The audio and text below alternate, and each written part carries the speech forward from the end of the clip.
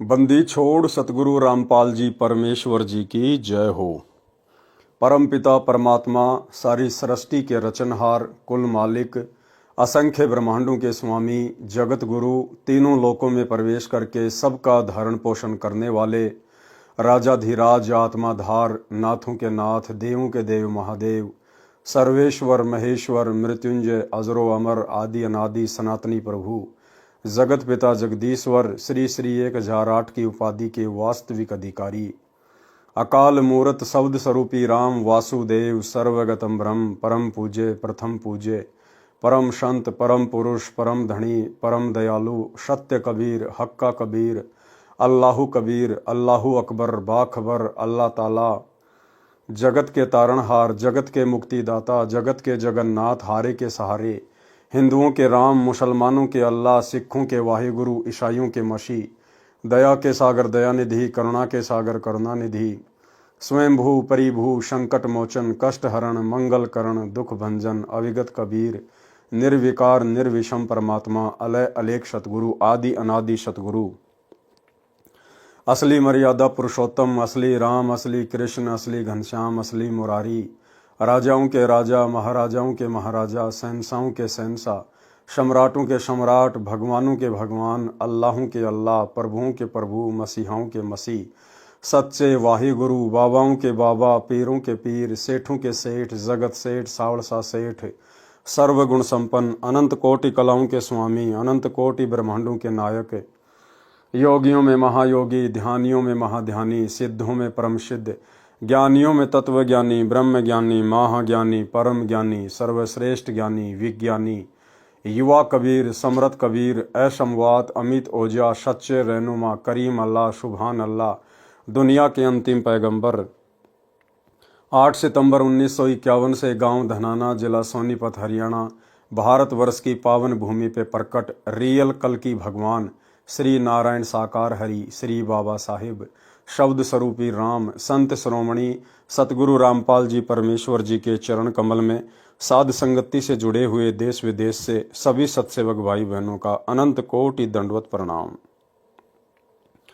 सत्साई भाई और बहनों, दया पूज्य गुरुदेव भगवान की, सतगुरु रामपाल जी परमेश्वर जी की, वर्तमान के कल की भगवान की, जिनकी विशेष रजा से, विशेष मेहर से आप और हम सभी साध संगति से जुड़े हुए सत्सेवक भाई बहन पूज्य गुरुदेव जी के तत्व ज्ञान को आधार बनाकर अपनी आत्मा के कल्याणार्थ हेतु भक्ति मार्ग पर दृढ़ता के साथ आगे बढ़ रहे हैं। भाई और बहनों, इस कलयुग की बिचली पीढ़ी में साध संगति का नसीब होना ये एक विशेष मेहर होती है सतगुरु की अपनी विशेष आत्माओं के ऊपर। आप और हम सभी आत्माओं ने गुरुदेव भगवान की इस मेहर को इसी प्रकार से अंत तक मर्यादाओं में रहकर गुरु को इष्ट मानकर बनाए रखना है। भाई और बहनों, कबीर सागर के सरलार्थ के ऊपर वीडियो बनाने की जो श्रृंखला जारी थी, पूज्य गुरुदेव भगवान के आशीर्वाद से वो संपन्न हुई। लगभग 60 वीडियो कबीर सागर के सरलार्थ के ऊपर बने हैं। बहुत सारी बातें भक्ति मार्ग से संबंधित, जो बातें अभी तक सतगुरुदेव भगवान अपने सत्संगों में आप और हम तुच्छ जीवों की तुच्छ बुद्धि को देखते हुए नहीं कह पाए थे, वे सारी बातें गुरुदेव ने अपने कर कमल से कबीर सागर के सरलार्थ में पहले ही लिख दी थी। और जैसे ही समय आया तो गुरुदेव भगवान ने साध संगत वालों को निमित्त बनाकर उसके ऊपर वीडियो बनवाकर उन सभी गूढ़ रहस्यों को सार्वजनिक भी करवा दिया। और कबीर सागर के सरलार्थ के ऊपर बने 60 वीडियो देखकर आप और हम भगत भाई बहनों का विश्वास, हमारी दृढ़ता किस कदर भक्ति मार्ग पर बढ़ी है, आप और हम शब्दों में बयान भी नहीं कर सकते। जो भाई बहन अभी तक कबीर सागर के सरलार्थ के ऊपर बन चुके वीडियो नहीं देख पाए हैं, प्रार्थना है दास के Facebook page Pawan Das is live के ऊपर जाकर आप जी वीडियो जरूर देखें। उसके बाद भाई और बहनों, अब गुरुदेव भगवान ने और विशेष मेहर बख्शी है, दया बख्शी है, क्योंकि परमेश्वर तो यही चाहते हैं कि कलयुग की बिचली पीढ़ी में जिन जिन आत्माओं को मैंने चुन लिया है मोक्ष के लिए और साध संगति से जोड़कर जिनकी ट्रेनिंग हो रही है, उन आत्माओं को निरंतर दृढ़ ही करता रहूं। तो गुरुदेव ने दया बख्शी। अब उनके कर कमल से लिखित दूसरी पवित्र पुस्तक, पवित्र ग्रंथ मुक्ति बोध, जो लगभग 575 पेज की है, अब इसके ऊपर वीडियो बनाने की श्रृंखला शुरू हो चुकी है और मुक्ति बोध के ऊपर आज हमारा ये पहले नंबर का वीडियो है। इससे पहले भाई और बहनों, एक छोटी सी बात का दास जिक्र करना चाहेगा ताकि आप साध संगति से जुड़े हुए भगत भाई बहनों को विश्वास हो कि साध संगति के माध्यम से परमात्मा जो भी वीडियो बनवाते हैं, जो भी बातें कहलवाते हैं, वे पूर्णतया सत्य होती हैं, भले वे बातें आगे जाकर संगत में सार्वजनिक हों। और जो भगत भाई बहन सतलोक आश्रमों से जुड़े हुए हैं, वो सतलोक आश्रम जो वर्तमान 2024 तक सतगुरु रामपाल जी परमेश्वर जी की गैर हाजिरी में भगत समाज को काल की गोद में बैठाता जा रहा है। सतगुरुदेव भगवान के सत्संग और भक्ति विधान के विरुद्ध कुकर्म करवाकर भगत समाज को निरंतर काल के मुंह में बैठा रहा है। वो लोग किस कदर धोखा खा चुके हैं साध संगति से ना जुड़कर, साध संगति के वीडियो ना देखकर। दास सन 2018 से ही आप सभी भाई बहनों को सार नाम को लेकर एक बात कहता आ रहा है कि भाई और बहनों, आप लोगों ने अपनी नादानी और अज्ञानता का परिचय देते हुए सन 2018 से वर्तमान 2024 तक इन सतलोक आश्रमों में जाकर अपने पूज्य गुरुदेव भगवान की गैर हाजिरी में जो सार नाम लिया है, जो सार शब्द लिया है, वो पूर्णतया फर्जी है। 2018 से दास वीडियो बनाकर आप जियों को यह सूचना देता आ रहा है। बहुत सारे भगत भाई बहनों के ये बातें गले नहीं उतरी कि भाई वो फर्जी कैसे हो सकता है, हमें तो डीवीडी से दिया जाता है, डीवीडी में तो गुरुजी बोल रहे हैं, फिर वो फर्जी कैसे हुआ। लेकिन दास आप लोगों को एक ही बात बोलता आया था कि भाई और बहनों, अभी तक गुरुदेव ने किसी को ओरिजिनल सार नाम दिया ही नहीं है।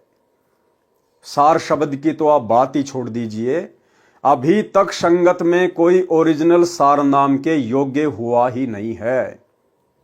2018 से दास आप जियों को ये बातें बोलता आ रहा है और साथ में ये भी कहता आया है कि सार नाम के योग्य यदि आत्मा हो रही हैं, तैयार हो रही हैं, तो केवल साध संगति से जुड़कर हो रही हैं।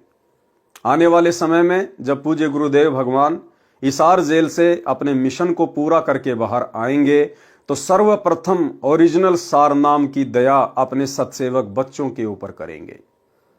और वर्तमान में गुरुदेव भगवान ने डीवीडी में जो सार नाम अपने खुद की वीडियो में डाल रखा है, वो सार नाम ओरिजिनल नहीं है।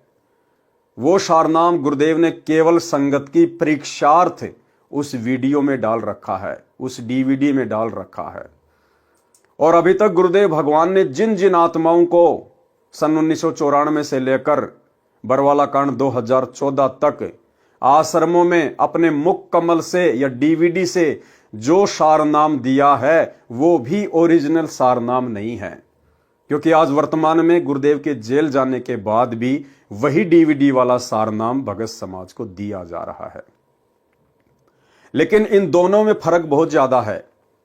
गुरुदेव भगवान के आश्रम में रहते सहते सार नाम देना और गुरुदेव के जेल जाने के बाद उनके कलयुगी परिवार के द्वारा इन आश्रमों में सार नाम दिया जाना, इन दोनों बातों में बहुत ज्यादा अंतर है भाई और बहनों। सार नाम तो दोनों ही असली नहीं है, क्योंकि अभी तक गुरुदेव ने किसी को ओरिजिनल सार नाम देना ही नहीं था, अभी तक संगत में कोई योग्य ही नहीं था। लेकिन जिन जिन भाई बहनों ने 2014 बरवाला कांड से पहले पूज्य गुरुदेव भगवान से जो सार नाम लिया है, उन भगत भाई बहनों के लिए वो सार नाम जैसा ही काम करेगा यदि वे आत्माएं विश्वास के साथ उस नाम का जाप करेंगी तो। और जिन जिन भगत भाई बहनों ने 2014 के बाद गुरुदेव के जेल जाने के बाद में इन सतलोक आश्रमों में सार नाम लिया है, वो सार नाम ना ही तो काम करेगा और ना ही वो सार नाम ओरिजिनल कहा जाएगा।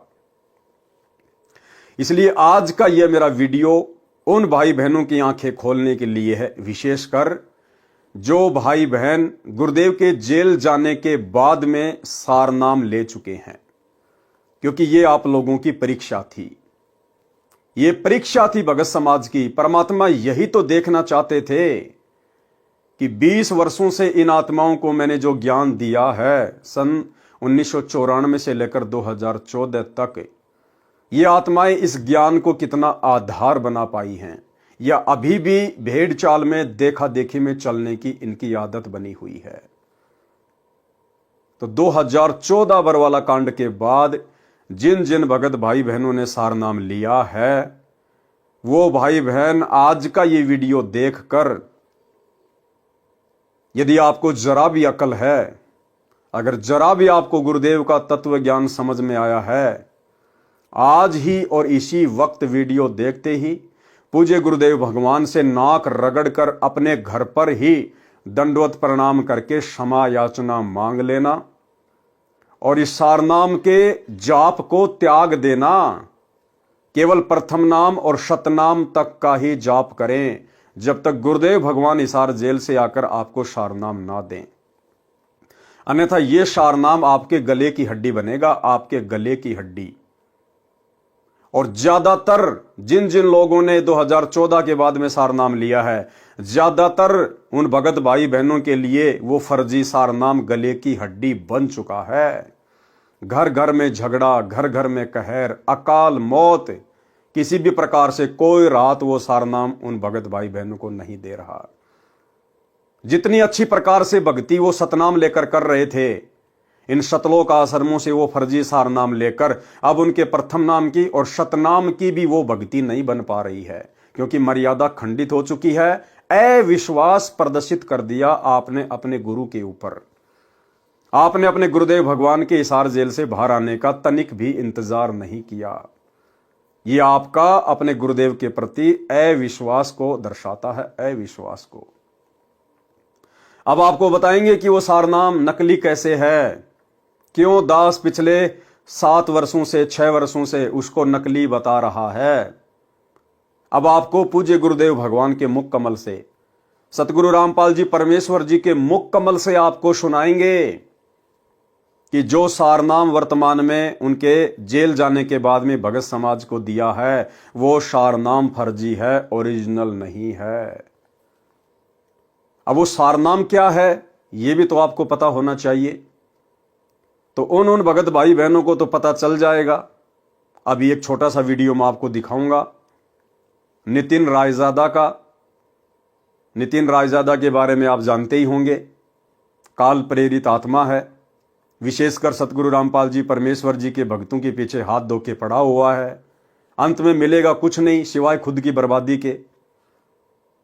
लेकिन परीक्षा का समय है, काल हर प्रकार से भगत समाज को तोड़ने का प्रयास तो करेगा।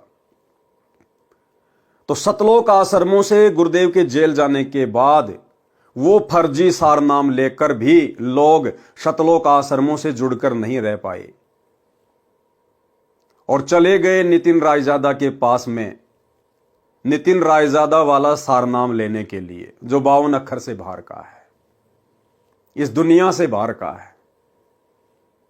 और वहां जाके उन्होंने बताया कि संत रामपाल जी के आश्रमों में हमारे को ये सारनाम दिया जाता है। ये हैं वो 3 शब्द सारनाम के। अब नितिन रायजादा आपको बताएगा, क्योंकि नितिन रायजादा को बताया संत रामपाल जी के भक्तों ने, उन भक्तों ने जिन्होंने 2014 के बाद से नाम दीक्षा ली है। और भाइयों और बहनों, 2014 के बाद जो लोग जुड़े हैं, दास पहले से कहता आ रहा है कि हम उनको भगत नहीं कह सकते, हम उनको संत रामपाल जी के भगत की कैटेगरी में खड़ा नहीं कर सकते, क्योंकि 2014 के बाद तो संत रामपाल जी जेल में चले गए।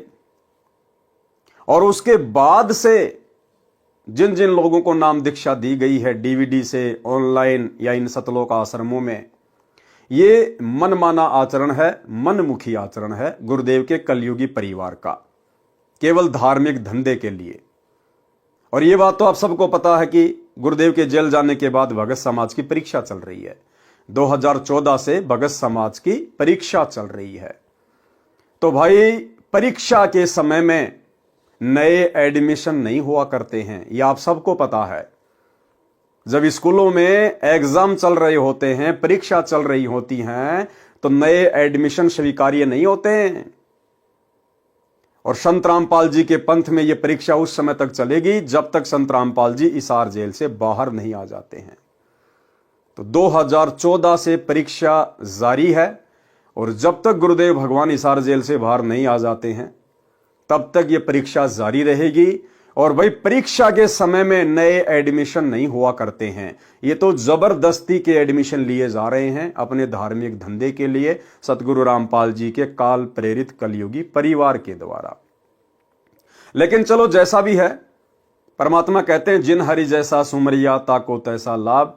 जो भगत भाई बहन 2014 के बाद भी नाम दीक्षा लेकर और जिस प्रकार से मर्यादा में रहेंगे, जैसे भी उनके श्रद्धा भाव गुरुदेव के प्रति होंगे, वैसा लाभ उनको अवश्य मिलेगा। अन्य वो जो पूजा पाठ किया करते थे शास्त्र विरुद्ध, उससे तो सैकड़ों गुना अच्छा ही है कि वो इस भक्ति मार्ग पर लगे रहें।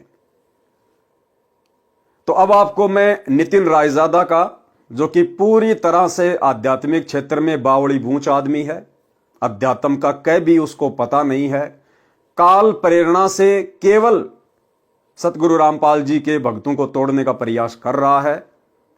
और संत रामपाल जी भी यही चाहते थे, तभी तो वो हिसार जेल में जाके बैठे हैं। भगत समाज की परीक्षा शुरू हुई है कि इतना ज्ञान देने के बाद भी यदि मेरे भक्ति मार्ग में थोड़ा बहुत भी जो कचरा बचा हुआ है वो मेरे जेल से बाहर आने से पहले पहले बाहर निकल जाए तो बेहतर है। तो ये तो कचरा है, गंदगी है, इसको तो वैसे भी परमात्मा ने बाहर ही निकालना था, कारण चाहे कुछ भी बनाओ। तो नितिन रायजादा तो संत रामपाल जी के भक्ति मार्ग का जो कचरा है, जो गंदगी है, उसको इकट्ठी कर रहा है। तो जो जो लोग इन सतलोक आश्रमों से सार नाम लेकर, सार शब्द लेकर, क्योंकि सार नाम सार शब्द जैसे ही आपने लिया सतलोक आश्रमों से गुरुदेव के जेल जाने के बाद, उसी समय आपकी मर्यादा टूट गई, क्योंकि आपने अपने गुरुदेव के ऊपर अविश्वास प्रकट कर दिया। और जैसे मर्यादा टूटी उसके बाद आपका हाल तो बुरा होना ही है, किसी का पहले, किसी का 2 दिन बाद में। तो किसी को विशेष लाभ कोई हुआ नहीं, तो लोगों ने भक्ति में दोष निकाल के और नितिन रायजादा की शरण ग्रहण कर ली। और भाई जब नितिन रायजादा उनका नया गुरु बन गया तो गुरु से कुछ छुपाया थोड़ी जाता है। जैसे जैसे उनके काल प्रेरित नकली गुरु ने पूछा, वैसा वैसा उन भक्तों ने वहां जाके बता दिया कि जी मैंने सिंहपुरा से सार नाम लिया था, मैंने धनाना आश्रम से सार नाम लिया था, मैंने राजस्थान के सोजत से लिया था, और जी ये हैं वो 3 मंत्र सार नाम के और सार शब्द के। तो भाई और बहनों, सबसे पहले मैं आपको नितिन रायजादा का एक छोटा सा वीडियो दिखाऊंगा ताकि आपको ये यकीन हो जाए कि हाँ, वर्तमान में सतगुरु रामपाल जी के इन फर्जी सतलोक आश्रमों में उनके परिवार के द्वारा, आश्रम संचालकों के द्वारा कौन सा सार नाम दिया जाता है। उसके बाद आपको बताएंगे ये कितना असली है और कितना फर्जी है। तो सबसे पहले आपको मैं एक वीडियो दिखाता हूं, आप इस वीडियो को ध्यान से देखिएगा भाई और बहनों। और मेरे द्वारा ये जो वीडियो चलाया जा रहा है, ये इस मूर्ख प्राणी की कोई जो है प्रसिद्धि के लिए नहीं चलाया जा रहा, केवल आप भगत भाई बहनों की आंखें खोलने के लिए, आपको सत्य से परिचित करवाने के लिए। तो क्या है वो सार नाम जो भक्तों ने जाकर फिर इसको बताया कि हमारे को डीवीडी से ये 3 मंत्र दिए गए हैं, आप ध्यान से देखिएगा। और एक जमाना ऐसा था जब ये बिल्कुल डंके की चोट पे कहते थे कि सच्चा गुरु वो होता है जो 3 बार में नाम देता है, 3 बार में नाम देने वाला पूर्ण गुरु होता है। और आज इन लोग की ऐसी हालत हो गई है कि मेरे 10 बार पूछने पर भी ये लिख नहीं सकते कि मेरे गुरुजी कितनी बार में नाम दीक्षा देते। देखो एक बार फिर आ गया मैसेज चंद्रभान जी का, कह रहे हैं संत रामपाल जी महाराज 3 बार में नाम दीक्षा देते हैं जैसा गीता में लिखा है। आओ तुम्हें गिनवा देते हैं। अब ऊंट पहाड़ के नीचे आ ही गया है तो उसको उसकी ऊंचाई दिखाई देते हैं। आ जाओ। जब आप पहली बार दीक्षा लेने जाते हो तो आपको वहां पर क्या नाम मिलता है? सत सुकृत अविगत कबीर ओम ओम ओम ओम कलिंग कलिंग कलिंग कलिंग हरिंग हरिंग हरिंग हरिंग श्रिंग श्रिंग श्रिंग सों सों। ये होगी पहली दीक्षा। अब दूसरी दीक्षा क्या होती है वहां पे, जब आप 4 महीने के बाद जाते हो, सबसे पहले 4 महीने क्या करना है, 4 हाजिरियां लगानी है। कहां पर? हिसार जेल में, जहां पर पुलिस वालों के डंडे बरसेंगे आपके ऊपर। बढ़िया से निशान चिपके होने चाहिए। जब आप जाके दिखाओगे कि हाँ देखो मैं डंडे खा के आया हूं, तब आपको दूसरी दीक्षा मिलेगी। जब आप वहां जाके दिखाते हो कि हाँ मैंने देखो मेरे पीठ पे डंडों के निशान देखो, मेरे पिछवाड़े पे डंडे के निशान देखो, तब आप समझ जाओ कि अब आपको दूसरी दीक्षा मिलेगी। और दूसरी दीक्षा में क्या मिलेगी, क्योंकि आप डंडे खा के जब भागे हो वहां पे, तो आपकी सांस चढ़ी है, बहुत ज्यादा सांस चढ़ती है, तो आपको श्वासों पे ही दीक्षा मिल जाती है कि जल्दी ज्यादा सांस आ रही जा रही, तो इस पे जल्दी जल्दी ओम सोहम रटो, तो आपका नाम जल्दी जल्दी चलेगा, भक्ति जल्दी पूरी होगी। तो जब श्वास तो जब सांस आपकी बाहर निकलती है, तो आपने ओम बोलना है मन में श्वासों पे। और जब आपकी सांस बाहर निकलेगी तब ओम बोलना है, और जब आपकी सांस अंदर जाएगी तो सोहम करना है।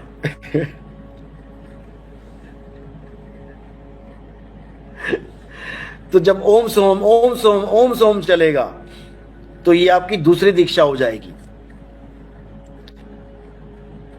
ओके, तो दूसरी दीक्षा हो गई ओम और सोहम की। अब जो तीसरी दीक्षा है वो क्या है, ओम सोहम के साथ इन्होंने फिट कर दिया है सत कबीर। अब आपकी नाम दीक्षा क्या चलेगी, ओम सोहम सत्य कबीर, ओम सोहम सत्य कबीर, ओम सोहम सत्य कबीर। अब ये हो गई आपकी तीसरी दीक्षा। ये तीसरा खेल है आपका। अब इसके बाद आपको दीक्षा नहीं मिलनी चाहिए, लेकिन आपसे दोबारा से एक फॉर्म और भरवाया जाता है। ये जो तीसरी दीक्षा मिली है इसका क्या नाम है, और दूसरी दीक्षा जो मिली उसका क्या नाम है, वो भी समझ लो। जो प्रथम दीक्षा मिली वो तो आपको पहली दीक्षा मिल गई, देवी देवताओं के नाम। जो दूसरी ओम सोहम की दीक्षा मिली वो है सतनाम, रामपाल जी का डुप्लीकेट सतनाम। और जो तीसरी दीक्षा मिली वो क्या है, वो है सार नाम। सार नाम में भी खेल खत्म नहीं हुआ अभी ये दीक्षाओं का। तीसरी दीक्षा के बाद आपको एक और फॉर्म भरवाया जाता है जिसको कहते हैं सार शब्द। अब सार शब्द में क्या देते हैं ये लोग, अच्छे से समझ लो। जो ओम सोहंग सत्य कबीर, ओम सोहंग सत्य कबीर चल रहा है, उसमें केवल आ का डंडा जोड़ देना है। क्योंकि वहां जेल के बाहर डंडे खा के आए हो ना, पहली दीक्षा के बाद डंडा जोड़ा गया ना, पहली दीक्षा के बाद भी डंडा जोड़ा जाता है और तीसरी दीक्षा के बाद भी डंडा ही जोड़ा जाता है।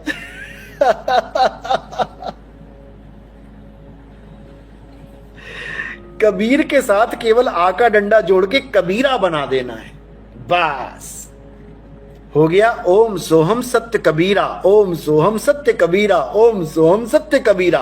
और उसके 1 लाख रुपए, क्योंकि डंडा लगाया है, 1 है ए का, उसके साथ 1 लाख रुपए देने पड़ते हैं। 1 लाख रुपए का संकल्प है सार शब्द की दीक्षा में। लेने जाओगे ना तब समझ में आएगा, अभी नहीं आता। लाख रुपया देने के बाद। तो भाई और बहनों, आपने वीडियो देखा। हमने इस बौड़ी बूंच आदमी की, काले एजेंट की और किसी बात पे ध्यान नहीं देना है। बाकी सब इसकी बकवास है।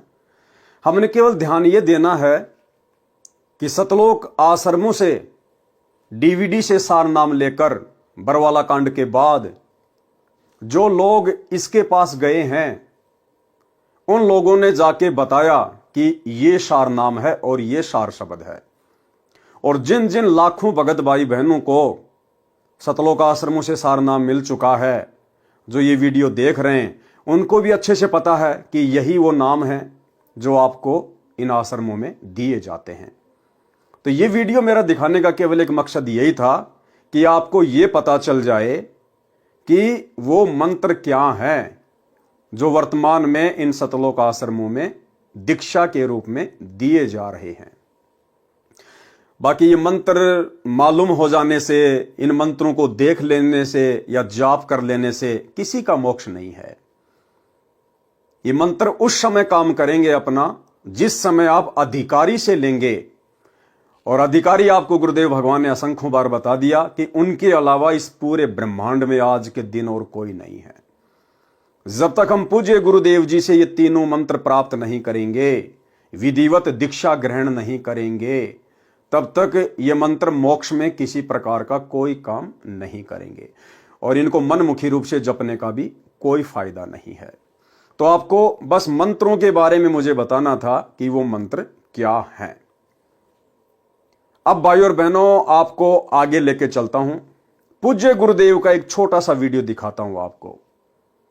अभी परमात्मा ने लास्ट 71 नंबर का जो विशेष संदेश हिसार जेल से भेजा है, जिसमें परमात्मा ने मुसलमान धर्म की एक पुस्तक का जिक्र किया है, जिसमें एक आयत है, उसका गुरुदेव ने जिक्र किया है।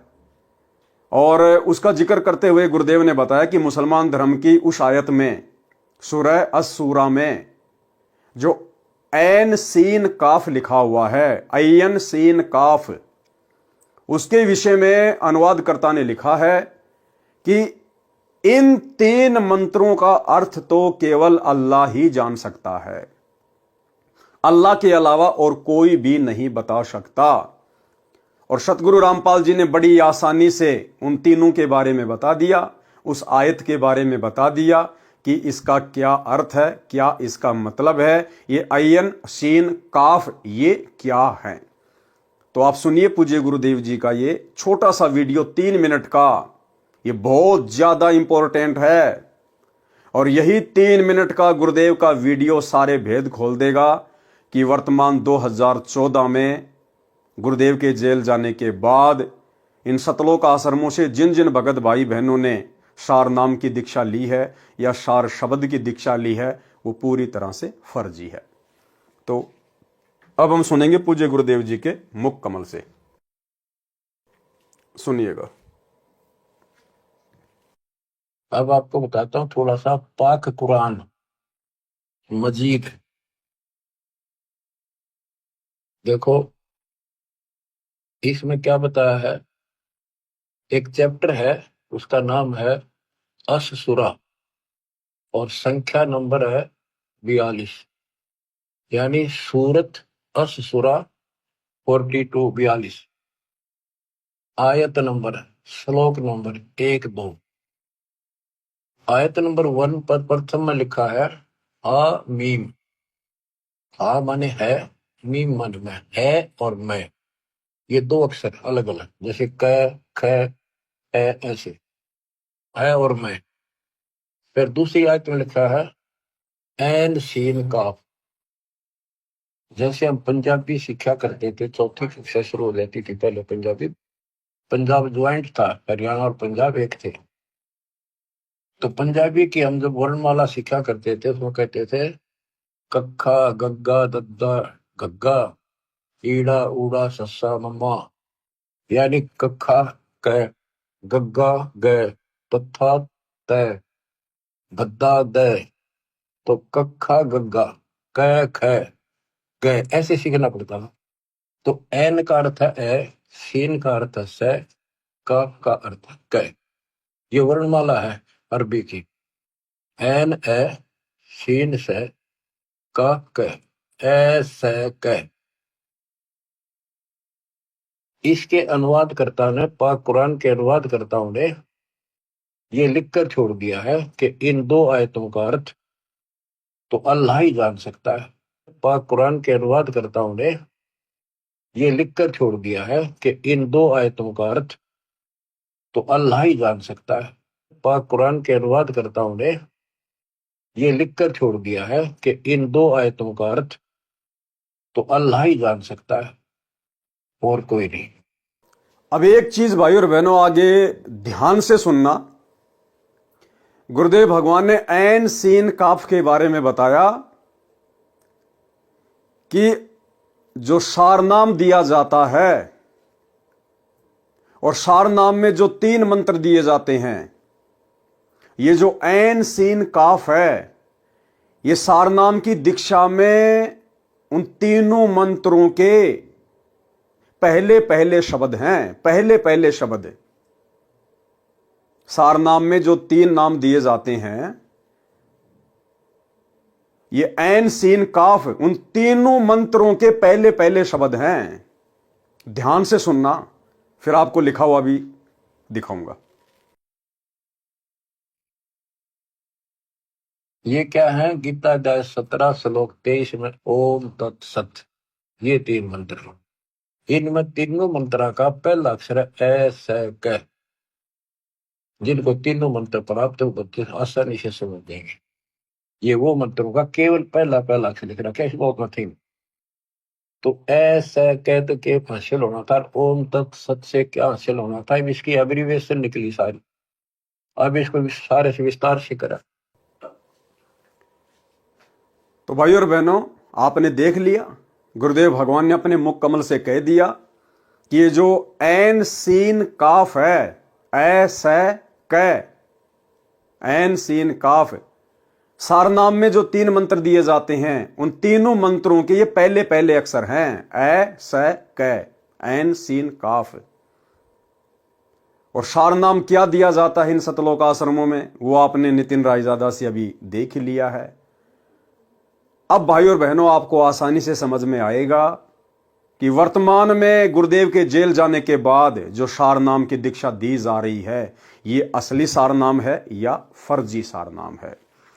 अब आपको दिखाते हैं भाई और बहनों, ध्यान से देखिएगा। ये दास ने एक चार्ट बनाया है। सबसे पहले तो ये वही सुर है, असुरा 42, ये हा और मीम, जिसका अर्थ गुरुदेव ने बता दिया है और मैं। दूसरा ये अयन सीन कफ, ये है वो 3 नाम, ऐन सीन कफ, अयन सीन कफ। अब गुरुदेव ने क्या बताया, ये ऐन सीन काफ क्या है, अयन सीन काफ, कि आपको जो सारनाम की दीक्षा दी जाती है, उन तीनों मंत्रों के ये पहले पहले अक्षर हैं, पहले पहले अक्षर। तो सारनाम आपने नितिन रायजादा के मुंह से सुनी लिया है, हमारे भगत भाई बहनों ने जा जाके उनको बता ही दिया है, और वर्तमान में जो लोग इसका जाप भी कर रहे हैं उनको भी अच्छे से पता है। तो ये है वो सारनाम जो आपने नितिन रायजादा से सुना, जो वर्तमान में इन आश्रमों में दिया जाता है। और गुरुदेव ने क्या बताया, ये जो ऐन सीन काफ है, इन तीनों मंत्रों के ये पहले पहले शब्द हैं। तो देखिए, हम देखते हैं। तो अयन, तो सबसे पहले ओम है, तो बिल्कुल मैच कर रहा है, ए बिल्कुल मैच कर गया। दूसरा जो सारनाम में जो मंत्र दिया जाता है, वो आप सभी भाई बहन समझ गए होंगे, मैं अपने मुंह से यहां पे नहीं बोलना चाहूंगा। तो ये जो सीन है, अब इससे मेल करेंगे तो बिल्कुल इसका जो पहला अक्षर है वो मेल कर रहा है, बिल्कुल कर रहा है। तीसरा है ये सत्य कबीर। अब भाइयों और बहनों, यहां तीसरा है काफ, लेकिन यहां मेल नहीं कर रहा है। गुरुदेव के वचन अनुसार, जो अभी आपने वीडियो में देखा कि ऐन सीन काफ, इसके जो ये पहले पहले अक्षर हैं, पहले पहले जो अक्षर हैं, ये अक्षर सारनाम के पहले पहले अक्षर हैं। तो भाई ये जो अयन है, इसका पहला अक्षर मिल गया, सीन का भी पहला अक्षर मिल गया, लेकिन भाई ये जो है कफ, इसका पहला अक्षर मेल नहीं खा रहा है। इसका है कफ कै और यहां है स, ये मेल नहीं खा रहा है। जबकि गुरुदेव के वचन अनुसार तो ये मेल खाना चाहिए। साधु बोले सहज स्वभाव, साधु का बोले मिथ्या न जाए, और संत वचन पलटे नहीं चाहे पलट जाए ब्रह्मांड। इसलिए भाई और बहनों, दास 2018 से चिल्ला रहा है गुरुदेव के आदेश अनुसार, उनकी प्रेरणा अनुसार, कि ये हमारी परीक्षा का समय है, परीक्षा का समय। और इस समय हम भगत भाई बहनों ने सतलोक आश्रम वालों से सारनाम नहीं लेना चाहिए, बहुत बड़ा धोखा खा जाओगे, गुरुदेव भगवान की नजरों में नीचे गिर जाओगे। और गिर गए लाखों की संख्या में, गुरुदेव भगवान की नजरों में लाखों की संख्या में नीचे गिर गए। अब देख लो जिन जिन भगत भाई बहनों को सतलोक आश्रमों से सार नाम प्राप्त है, उन सबको पता है कि हां, यही वो 3 मंत्र हैं जो हमें डीवीडी से दिए गए हैं। और गुरुदेव ने यह भी क्लियर कर दिया, अयन सीन काफ, इनके जो पहले पहले जो अक्षर हैं वो सार शब्द से मेल करने चाहिए, लेकिन नहीं कर रहे हैं। अब नहीं कर रहे हैं तो क्या हुआ? गलत हुआ भाई। तो भाई और बहनों, कितना बड़ा धोखा भगत समाज ने खुद अपनी नादानी के चलते खा लिया है। अरे हम सत्सेवक भी तो चिल्ला रहे थे, क्या हमें सार नाम की जरूरत नहीं है क्या हमें सार शब्द की जरूरत नहीं? क्या हम इस भक्ति मार्ग पर कोई मनोरंजन के लिए जुड़े हैं क्या? लेकिन हमने गुरुदेव के ज्ञान को आधार बनाया, हमने गुरुदेव भगवान का इंतजार करना उचित समझा कि यह भक्ति मार्ग है। अरे वो सार नाम, जिस सार नाम के लिए परमात्मा ने धर्मदास जी को जिंदा समाधि दे दी, वो कितनी अनमोल वस्तु होगी। और ऐसी अनमोल वस्तु क्या सतगुरु रामपाल जी अपने कलयुगी परिवार के हाथों में एक 15 रुपए की डीवीडी में डालकर आलू टमाटर की तरह बांटने के लिए देकर चले जाएंगे? और वो सतलोक आश्रम मैनेजमेंट हरियाणा, जिनके कुकर्मों के चलते, जिनकी मनमानी हरकतों के चलते, काल प्रेरणा के चलते भी ये बरवाला कांड 2014 हुआ। परमात्मा जिन लोगों की रग रग से वाकिफ थे, ऐसे लोगों को परमात्मा वो अनमोल जड़ी बूटी देगा जो लोग खुद अभी प्रथम नाम दीक्षा के योग्य नहीं है। प्रथम नाम दीक्षा के भी ना गुरुदेव का परिवार, ना कोऑर्डिनेटर, ना आश्रम संचालक, आज 2024 तक ये लोग प्रथम नाम दीक्षा के भी योग्य नहीं हैं। और वो सार नाम जिसको देने के लिए परमात्मा सतलोक से चलकर स्वयं आता है, वो सार नाम ऐसे इन 2 कोटि के जीवों के हाथों में देगा परमात्मा, जिन्होंने अपनी मनमानी हरकतों के चलते अपने गुरु भगवान को हिसार जेल में बैठने को मजबूर कर दिया। इसलिए हम सत्सेवक भाई बहन चिल्ला रहे थे कि ये सार नाम ओरिजिनल नहीं है। हां, भले ही गुरुदेव ने अपना वीडियो बनाकर डीवीडी में डाल दिया, लेकिन भगत समाज की परीक्षा के लिए गुरुदेव ने जिन जिन लोगों को यह नाम दिया है हिसार जेल जाने से पहले, भाई उनको तो विश्वास के साथ इसी को सार नाम समझकर जाप करते रहना चाहिए। यदि उन लोगों के मन में जरा भी दोष पैदा हो गया मेरे इस वीडियो को देखकर, तो आप लोग ना घर के रहेंगे ना घाट के रहेंगे। आप लोगों को कोई शंका नहीं करनी चाहिए, क्योंकि आपको तो आपके गुरु ने दिया है, आपके भगवान ने दिया है। और गुरु भगवान चाहे जो मर्जी मंत्र दे दे, जो मर्जी नाम दे दे, अगर गुरु ने दिया है तो आपके लिए वो सार नाम ही है, सार शब्द ही है। आपने तो केवल मर्यादा में रहकर विश्वास के साथ में जो विधि आपके गुरु ने बताई, आपने तो केवल सुमरण करना है। आप लोगों ने दोष नहीं पालना अपने मन में। यह गलती कर दी उन लोगों ने जिन्होंने इस परीक्षा के समय में 2014 के बाद में यह सार नाम ले लिया है। यह उन लोगों की सबसे बड़ी गलती है। तो भाई और बहनों, हाथ कंगन को आरसी क्या, पढ़े लिखे को फारसी क्या। जैसा गुरुदेव भगवान ने बताया, दास ने एज इट इज आपको वैसा ही प्रैक्टिकल करके दिखा दिया। और यही वो 3 मंत्र हैं। ये है सतनाम, इसके आगे 2 शब्द और हैं, आप सभी भाई बहनों को अच्छे से पता है। तो बिल्कुल एन से ये मैच कर रहा है, आईएन से मैच कर रहा है। ये पहला अक्षर ए, इसका भी पहला अक्षर है। सीन, इसका पहला अक्षर स, इसका भी पहला अक्षर स। और ये कै, भाई इसका पहला अक्षर मेल नहीं खा रहा, पहला अक्षर यहां पर स आ रहा है और यहां कै, इसलिए ये ओरिजिनल सार नाम नहीं है। इसलिए भाई और बहनों, विनती करूंगा, प्रार्थना करूंगा, अभी भी समय है। जो भगत भाई बहन लाखों की संख्या में काल के शिकार हो चुके हैं, काल के षड्यंत्र के शिकार हो चुके हैं, जिन्होंने गुरुदेव के जेल जाने के बाद में अपनी नादानी दिखाई, अपनी अज्ञानता दिखाई और जल्दबाजी में, देखा देखी में, और पहुंच गए सतलोक आश्रमों में लेके अपने नाम दीक्षा का फॉर्म। जिन जिन भाई बहनों ने ये फर्जी सारनाम शतलोक आश्रम मैनेजमेंट हरियाणा से लिया है, गुरुदेव के जेल जाने के बाद लिया है, उन आत्माओं को अभी भी मौका है, अन्यथा आप लोगों की जो दुर्गति होगी वो शायद ही किसी और की होगी। क्योंकि आपने सबसे बड़ा विश्वासघात किया अपने गुरुदेव के साथ, सबसे बड़ा विश्वासघात। अरे कौन दे सकता है सारनाम? इस धरती पर तो कोई प्रथम नाम देने का भी अधिकारी नहीं है, प्रथम नाम देने का अधिकारी भी वो भी परमात्मा ने स्वयं माना पड़ता है। और सार नाम, सार शब्द, और आप लोगों ने अपने जैसे 2 कोड़ी के जीवों से ले लिया। फिर भगवान क्यों आया धरती पे?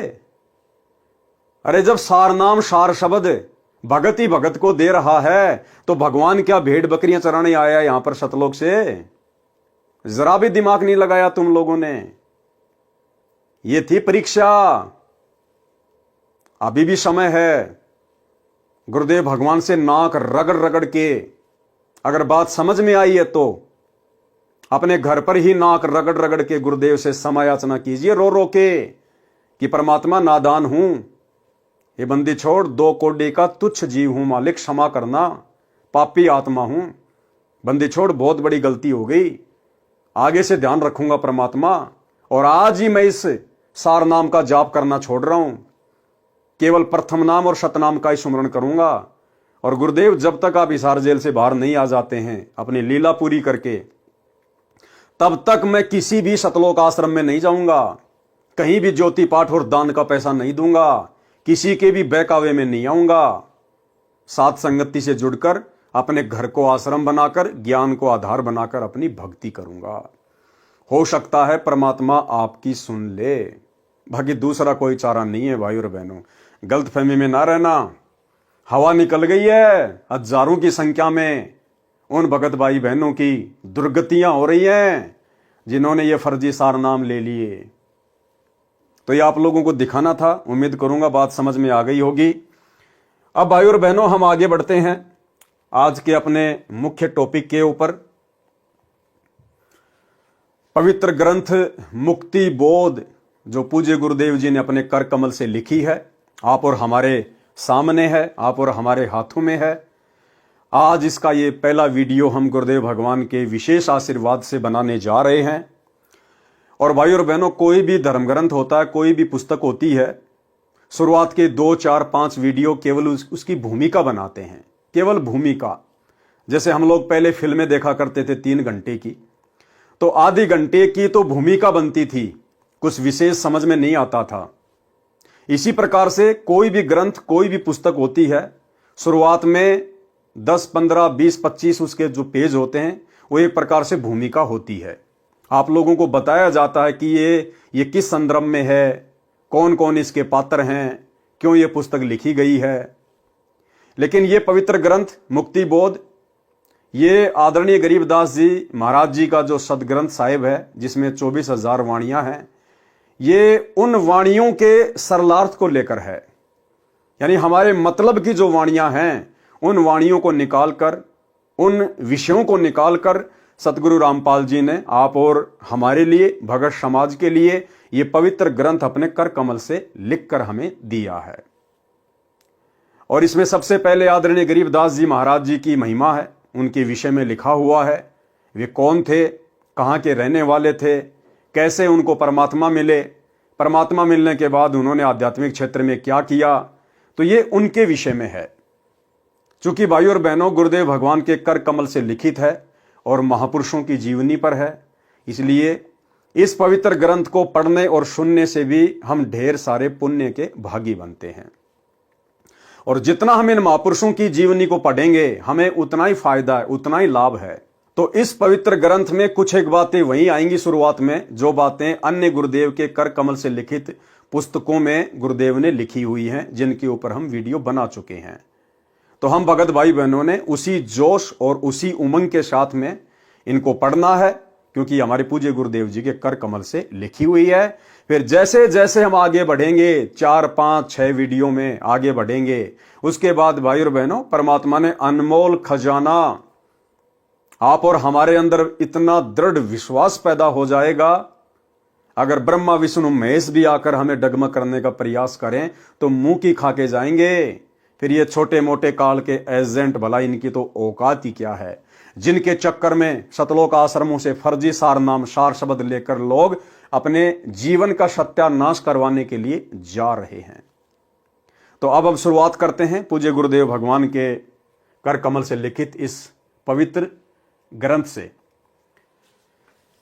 मुक्ति बोध निवेदन। इस पवित्र पुस्तक मुक्ति बोध में संत गरीबदास जी के अमर ग्रंथ के सरलार्थ से कुछ अंग लिखे हैं जो भिन्न पुस्तक बनाई है। इसमें संत गरीबदास जी के अमर ग्रंथ के सरलार्थ की एक झलक है। दूसरे शब्दों में सरलार्थ का नमूना यानी सैंपल है। जैसे कुएं से एक बाल्टी जल निकालकर उसे पीकर जांचा जाता है कि मीठा है या खारा है। अन्य उदाहरण, व्यापारी लोग बोरी में परखी मारकर कुछ माल निकालकर जांच कर लेते हैं कि बोरी में कैसा माल है। मुक्ति बोध संत गरीबदास जी के अमर ग्रंथ के सरलार्थ से निकाला परखी वाला माल है। इसे पढ़कर जांचें कि सरलार्थ कैसा है। अमर बोध के सरलार्थ को समझने के लिए दो शब्द लिखने अनिवार्य हैं। ये दो शब्द अमर ग्रंथ संत गरीबदास जी के सरलार्थ में सर्वप्रथम लिखे हैं, जो अमर बोध तथा मुक्ति बोध को समझने में सहयोगी हैं। अब पढ़ें दो शब्द। संत गरीबदास जी के अमर ग्रंथ की अमृतवाणी का सरलार्थ प्रारंभ करने से पूर्व कुछ आवश्यक जानकारी कराना अनिवार्य समझता हूं। श्री सतग्रंथ साहिब में अधिक वाणी संत गरीबदास महाराज जी की हैं। संत गरीबदास जी का जन्म गांव छुडानी, जिला झज्जर, हरियाणा प्रांत में सन 1717 विक्रमी संवत 1774 में हुआ। गांव छुडानी में गरीबदास जी महाराज का नानका है। ये गांव करोथा, जिला रोहतक, हरियाणा के रहने वाले धनखड़ गोत्र के थे। इनके पिता श्री बलराम जी का विवाह गांव छुडानी में श्री शिवलाल सिहाग की बेटी रानी देवी से हुआ था। श्री शिवलाल जी का कोई पुत्र नहीं था, इसलिए श्री बलराम जी को घर जमाई रख लिया था। गांव छुडानी में रहते 12 वर्ष हो गए थे, तब संत गरीबदास जी महाराज जी का जन्म गांव छुडानी में हुआ था।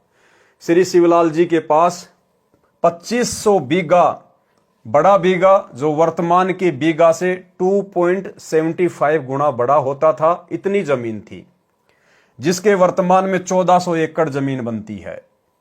उस सारी जमीन के वारिस श्री बलराम जी हुए तथा उनके पश्चात उनके इकलौते पुत्र संत गरीबदास जी उस सर्व संपत्ति के वारिस हुए। उस समय पशु अधिक पाले जाते थे।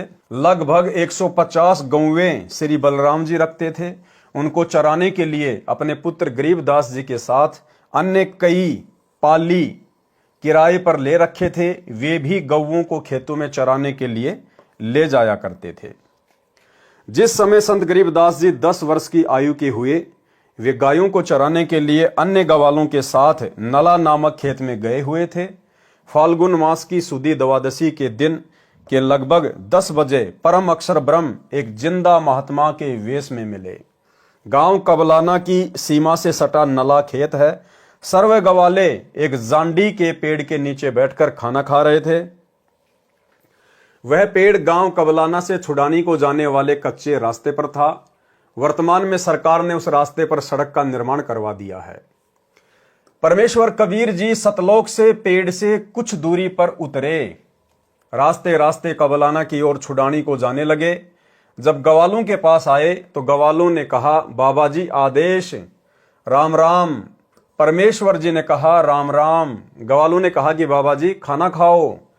परमेश्वर जी ने कहा कि खाना तो मैं अपने गांव से खाकर चला था। गवालों ने कहा कि महाराज खाना नहीं खाते तो दूध तो अवश्य पीना पड़ेगा। हम अतिथि को कुछ खाए पिए बिना नहीं जाने देते। परमेश्वर ने कहा कि मुझे दूध पिला दो, और सुनो, मैं कंवारी गाय का दूध पीता हूं। जो बड़ी आयु के पाली यानी गवाले थे, उन्होंने कहा कि आप तो मजाक कर रहे हो, आप जी की दूध पीने की नीयत नहीं है। कंवारी गाय भी कभी दूध देती है। परमेश्वर ने फिर कहा कि मैं कंवारी गाय का दूध पीऊंगा।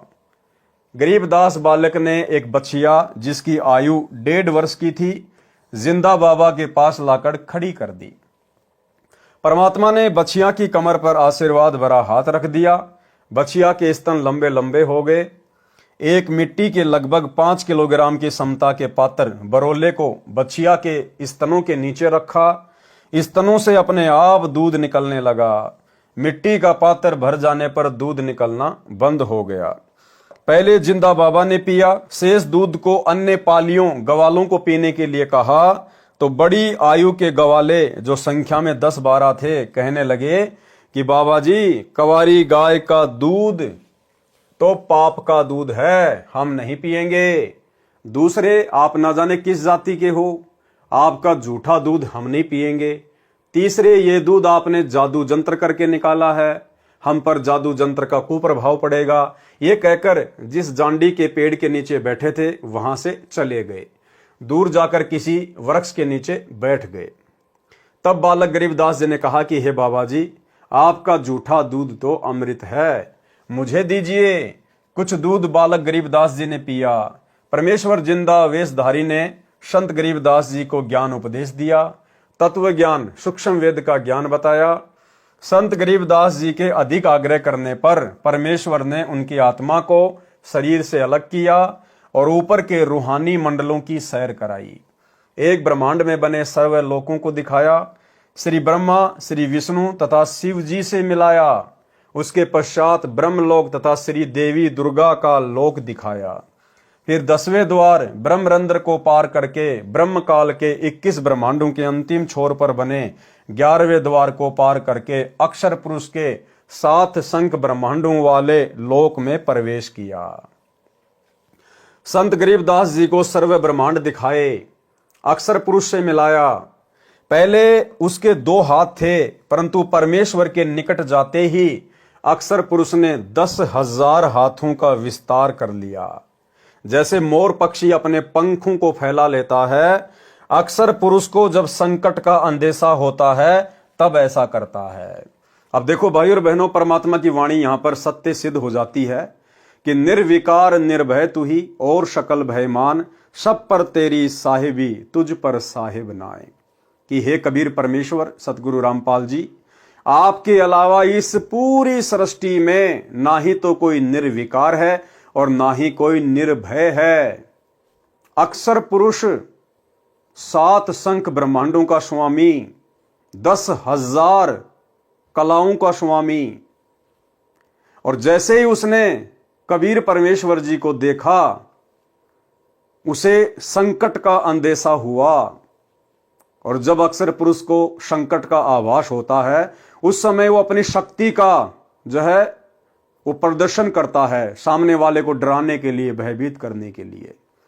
तो अक्षर पुरुष भी भय मुक्त नहीं है, उसने भी भय युक्त होकर डर के मारे कि ये कौन आ गया मेरे लोक में, सीधा चला आ रहा है, किसकी हिम्मत हो गई ऐसे। अपने ऊपर आपत्ति आती हुई देखकर और अपने 10,000 हाथों का विस्तार कर लिया, अपना विकराल शरीर बना लिया उसने, अपनी शक्ति का पूरा उसने प्रदर्शन किया। इसलिए भाई और बहनों, परमेश्वर कहते हैं निर्विकार निर्भय तू ही और शकल भयमान, और सब पर तेरी साहिबी तुझ पर साहिब नाए। तो सृष्टि में एकमात्र जो निर्विकार परमात्मा है, निर्भय परमात्मा है, सतगुरु रामपाल जी परमेश्वर जी हैं, जो यहां पर सिद्ध होता है। अपनी शक्ति का प्रदर्शन करता है, क्योंकि अक्षर पुरुष अधिक से अधिक 10,000 हाथ ही दिखा सकता है। इसके 10,000 हाथ हैं। क्षर पुरुष के यानी काल के 1,000 हाथ हैं। गीता अध्याय 10 व 11 में अपना 1,000 हाथों वाला विराट रूप दिखाया। गीता अध्याय 11 श्लोक 46 में अर्जुन ने कहा कि हे सहस्त्र बाहु, 1,000 भुजाओं वाले, अपने चतुर्भुज रूप में आइए। संत गरीबदास जी को अक्षर पुरुष के 7 संग ब्रह्मांडों के भेद बता वह आंखों दिखाकर परमेश्वर जिंदा बाबा 12वें द्वार के सामने ले गया, जो अक्षर पुरुष के लोक की सीमा पर बना है, जहां से भंवर गुफा में प्रवेश किया जाता है। जिंदा वेशधारी परमेश्वर जी ने संत गरीबदास जी को बताया कि जो 10वां द्वार यानी जो ब्रह्मरंध्र है, वो मैंने शतनाम के जाप से खोला था। जो 11वां द्वार है वह मैंने तत् तथा शत जो सांकेतिक मंत्र है उससे खोला था। अन्य किसी भी मंत्र से उन द्वारों पर लगे ताले नहीं खुलते। अब ये 12वां द्वार है, ये मैं सत शब्द यानी सारनाम से खोलूंगा। हालांकि भाई और बहनों, परमेश्वर को किसी भी मंत्र का जाप करके ये द्वार खोलने की आवश्यकता नहीं होती है, क्योंकि परमेश्वर सर्वशक्तिमान होते हैं। जब उस परमेश्वर की शक्ति से जब श्री कृष्ण जी का जन्म हुआ और जब कंस की जेल में ऑटोमेटिक 7 ताले खुल गए उस कबीर परमेश्वर सतगुरु रामपाल जी की मेहर से, शक्ति से, तो भला जब परमेश्वर कहीं जाएंगे तो दुनिया का ऐसा कौन सा द्वार, ऐसा कौन सा ताला है जो बंद का बंद रह जाए। तो परमेश्वर की शक्ति से वो खुले थे। लेकिन यहां गुरुदेव भगवान ने आदरणीय गरीबदास जी महाराज जी के माध्यम से आप और हमें यह समझाना है कि जब आप ऊपर की यात्रा करोगे तो कौन सा द्वार किस मंत्र के जाप से खुलता है, किस मंत्र का जाप करना होता है, इस जानकारी के लिए गुरुदेव भगवान यहां पर ये बातें लिख रहे हैं। इसके अतिरिक्त किसी नाम के जाप से यह नहीं खुल सकता। तब परमात्मा ने मन ही मन में सार नाम का जाप किया, 12वां द्वार खुल गया और परमेश्वर जिंदा रूप में तथा संत गरीबदास जी की आत्मा भंवर गुफा में प्रवेश कर गए। फिर सतलोक में प्रवेश करके उस श्वेत गुम्मद के सामने खड़े हो गए, जिसके मध्य में सिंहासन, उर्दू में कहते हैं तकत, उसके ऊपर तेजो में श्वेत नर रूप में परम अक्षर ब्रह्म जी विराजमान थे, जिनके एक रोम यानी शरीर के बाल से इतना प्रकाश निकल रहा था जो करोड़ सूर्यों तथा इतने ही चांदों चंद्रमाओं के मिलते जुलते प्रकाश से भी अधिक था। इससे अंदाजा लग जाता है कि उस परम अक्षर ब्रह्म सत्य पुरुष जी के संपूर्ण शरीर की कितनी रोशनी होगी। सतलोक स्वयं भी हीरे की तरह प्रकाशमान है। उस प्रकाश को जो परमेश्वर जी के पवित्र शरीर से तथा उसके अमर लोक से निकल रहा है, केवल आत्मा की आंखों से यानी दिव्य दृष्टि से ही देखा जा सकता है, चरम दृष्टि से नहीं देखा जा सकता। चरम दृष्टि क्या होती है? जैसे वर्तमान में हमारी जो ये दृष्टि है, हम जो देखते हैं, इसको कहते हैं चरम दृष्टि। और भक्ति की शक्ति से हमारी फिर दिव्य दृष्टि खुल जाती है। हम यहां बैठे बैठे असंख्य ब्रह्मांडों को देख सकते हैं, उसको कहते हैं दिव्य दृष्टि। फिर जिंदा बाबा अपने साथ बालक गरीबदास जी को लेकर उस सिंहासन के निकट गए तथा वहां रखे चवर को उठाकर तख्त पर बैठे परमात्मा के ऊपर चलाने लगे। बालक गरीबदास जी ने विचार किया कि यह है परमात्मा और ये बाबा तो परमात्मा का सेवक है। उसी समय तेजो में शरीर वाला प्रभु सिंहासन त्याग कर खड़ा हो गया और जिंदा बाबा के हाथ से चवर ले लिया और जिंदा बाबा को सिंहासन पर बैठने का संकेत किया। जिंदा वेशधारी प्रभु असंख्य ब्रह्मांडों के मालिक के रूप में सिंहासन पर बैठ गए। पहले वाला प्रभु जिंदा बाबा पर चवर करने लगा। संत गरीबदास जी विचार ही कर रहे थे कि इनमें परमेश्वर कौन हो सकता है। इतने में तेजो में शरीर वाला प्रभु जिंदा बाबा वाले शरीर में समा गए। दोनों मिलकर एक हो गए। जिंदा बाबा के शरीर का तेज उतना ही हो गया जितना तेजो में पूर्व में सिंहासन पर बैठे सत्य पुरुष जी का था। अब यह लीला परमात्मा ने क्यों दिखाई आदरणीय गरीबदास जी महाराज जी को? ये इसलिए दिखाई भाई और बहनों, ताकि वर्तमान की इस बिचली पीढ़ी में आप और हम भगत भाई बहन अपने गुरुदेव भगवान पर तनिक भी शंका ना करें। गुरुदेव भगवान तो अपने आप को छुपाएंगे इस ज्ञान का प्रचार करने के लिए। आप और हमारी तुच्छ बुद्धि को देखते हुए गुरुदेव कहेंगे, मैं तो उस परमात्मा का भेजा हुआ दास हूं, मैं तो उसका नौकर हूं, मैं तो उसका प्रतिनिधि हूं। लेकिन ये जो उदाहरण परमेश्वर ने पहले ही साबित कर दिए हैं, अपने एफिडेविट तैयार कर दिए हैं, आत्माओं को सतलोक दिखा दिखाकर अपने गवाह के रूप में जो पेश कर दिए हैं, इन उदाहरणों से हमने शिक्षा लेनी है कि वो कबीर परमात्मा स्वयं ही धरती पर गुरु रूप में प्रकट होता है। स्वयं ही जिस प्रकार गरीबदास जी को लगा सतलोक में सिंहासन पर तेजोमय परमात्मा के रूप को देखकर कि भाई असली परमात्मा तो ये है और जो जिंदा बाबा मुझे नीचे से ऊपर लेकर आया है ये तो यहां का कोई नौकर है, कोई सेवक है। लेकिन आगे गरीबदास जी ने देखा कि जो सिंहासन पर जो तेजोमय रूप में बैठा है वो खड़ा हुआ और जो जिंदा बाबा था, जो नीचे से गरीबदास जी को ऊपर लेकर गया था, वो सिंहासन पर बैठ गया और पहले वाला परमात्मा जिंदा बाबा के ऊपर चवर कर रहा है। अब गरीबदास जी सोच ही रहे थे कि इनमें भाई परमात्मा कौन है। इतने में वो तेजोमय शरीर वाला परमात्मा जो जिंदा बाबा पे चवर कर रहा था, वो उस जिंदा बाबा के शरीर में समा गया और जिंदा बाबा का जो नूर था, शरीर का जो तेज था, वो उतना ही हो गया। एक रोमकूप में यानी एक बाल में 1 करोड़ चंद्रमा, 1 करोड़ सूरज, इससे भी कहीं ज्यादा मिली जुली रोशनी, और वो चंवर अपने आप हो रहा है, अपने आप। तब गरीबदास जी को समझ में आया कि भाई जो जिंदा बाबा नीचे से मुझे ऊपर लेकर आया है, जो मेरा गुरु है, जिसने मुझे प्रथम नाम के नीचे दीक्षा दी, भाई ये तो स्वयं ही असंख्य ब्रह्मांडों के स्वामी हैं, ये स्वयं ही परमात्मा है। और उसके बाद में फिर जिंदा बाबा ने गरीबदास जी को क्या बताया। आप और हम भगत भाई बहनों की शंका समाप्त करने के लिए कि कलयुग की बिचली पीढ़ी में उस मोक्ष के प्राइम टाइम में अपने गुरु को हल्के में मत ले लेना, अपने गुरु को परमात्मा के अलावा मत मान लेना। कबीरा ते नर अंध हैं जो गुरु को कहते और, हरि के रूठे ठोर है गुरु रूठे नहीं ठोर। यानी अपने गुरु को हमने अन्य दृष्टि में नहीं देखना है कि परमात्मा तो कोई सतलोक में बैठा है कबीर जी, और हमारे गुरु जी तो उनके भेजे हुए प्रतिनिधि हैं, उनके अवतार हैं। नहीं, बहुत बड़ी मार खा जाएंगे इस कलयुग की बिचली पीढ़ी में। हर युग में हम केवल यही तो एक गलती करते आ रहे हैं, आज उसी गलती को हमने सुधारना है। कौन सी गलती? आज से पहले हमने कभी भी गुरु रूप में आए हुए कबीर परमात्मा को परमात्मा नहीं माना, हमने केवल उनको अपना गुरु ही माना और भगवान मानते रहे, ब्रह्मा विष्णु महेश को, अन्य शक्तियों को, जिनको भी हम पहले पूजा करते थे। और ये गलती वर्तमान में भाई और बहनों आप और हमने करने से बचनी है। हमारा गुरु, हमारा कबीर, हमारा इष्ट, हमारा परमेश्वर एक ही है, सतगुरु रामपाल जी परमेश्वर। फिर आदरणीय गरीबदास जी को क्या बताया जिंदा बाबा ने।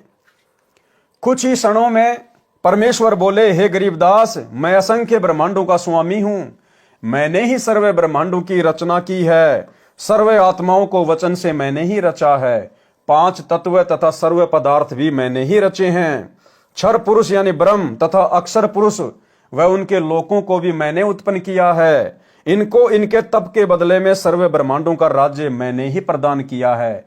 मैं 120 वर्ष तक पृथ्वी पर कबीर नाम से जुलाही की भूमिका करके आया हूं। तब गरीबदास जी को समझ में आया कि भाई ये तो खाली गुरु नहीं, ये तो सब कुछ है। गुरु भी यही, सतगुरु भी यही और सत्य पुरुष भी यही। और वर्तमान में भाई और बहनों आप और हमें कैसे विश्वास हो? विश्वास तो देखो हमने ज्ञान से करना पड़ेगा। बाकी हमारे विश्वास को और अधिक दृढ़ करने के लिए बहुत सारे भगत भाई बहनों के इंटरव्यू हैं, जिनको सतगुरु रामपाल जी परमेश्वर सतलोक लेकर गए, उनकी आत्मा को शरीर से निकाल कर लेके गए। जैसे गरीबदास जी की आत्मा को परमात्मा लेकर गए थे, इसी प्रकार असंख्य भक्तों को सतगुरु रामपाल जी परमेश्वर उसी विधि से सतलोक लेकर गए, हमें विश्वास दिलाने के लिए। कुछ एक इंटरव्यू हैं जो दास आपको दिखा देता है, और ये इंटरव्यू देखने के बाद में आप भगत भाई बहनों को भली भांति समझ में आ जाना चाहिए कि वर्तमान में हम उस दाढ़ी मूंछ वाली कबीर जी की फोटो को कबीर जी मानकर जो पूज रहे हैं, अपने घर पर उस फोटो को सजा के रखे हैं, दरबार में लगा के रखे हैं, जून के महीने में हम उस फोटो का कबीर प्रकट दिवस मना रहे हैं, हम कितनी बड़ी भूल कर रहे हैं। हम अपने गुरु को कबीर क्यों नहीं मान पा रहे? तो ये 2-3 इंटरव्यू छोटे छोटे हैं, जैसे ही आप इनको सुनोगे हो सकता है आपको विश्वास हो जाए। और विश्वास ना होने की भाई और बहनों वैसे तो कोई गुंजाइश गुरुदेव भगवान ने अपने सत्संगों में छोड़ी नहीं है, लेकिन फिर भी परमात्मा चाहते हैं कि जब तक इन आत्माओं को यह दृढ़ विश्वास नहीं होगा कि मेरा गुरु ही कबीर है, मेरा गुरु ही परमात्मा है, तब तक इनकी बात इस कलयुग की पिछली पीढ़ी में भी मोक्ष वाली बन नहीं पाएगी। तो भाई और बहनों अब मौका ना चूकिए, ना तो गुरुदेव ने कोई कमी छोड़ी है और ना ही भगत भाई बहनों के इंटरव्यू के माध्यम से परमात्मा ने कोई कमी रखवाई है। सुनिए इंटरव्यू। उतार है। एक दिन मैंने खुद को ही प्रश्न पूछा, तो चलो एक बार टेस्ट करके देखते हैं कि सच में संत रामपाल जी कबीर साहब क्या उतारे क्या। तो सितंबर 20, 2020 में संत रामपाल जी महाराज मेरे सामने प्रकट हुए रात को 3:30 बजे और मेरा हाथ पकड़ के मुझे बोला, बेटा तू चल मेरे साथ। तो सतलोक लेके गए और सतलोक में उन्होंने दिखाया कि देख ले, मैं सिंहासन पे बैठा हुआ वो मैं ही हूँ और जो मैं धरती पर हूँ वो भी मैं ही हूँ। तो तेरी शंका अब दूर हो गई है, तू मुझे पहचान ले बेटा, ये भक्ति मत छोड़। और ये मैं साक्षात परमात्मा ने दर्शन दे के मुझे बताया कि मैं खुद ही कबीर आया हूँ। रामपाल जी महाराज जी ने मुझे कबीर साहिब जी के सिंहासन के पास ले गए और वहां पर बंदीछोड़ गुरु रामपाल जी महाराज जी कबीर साहिब के सिंहासन के साइड में खड़े हो गए और मैं उनके सामने कबीर साहिब के सामने खड़ी थी।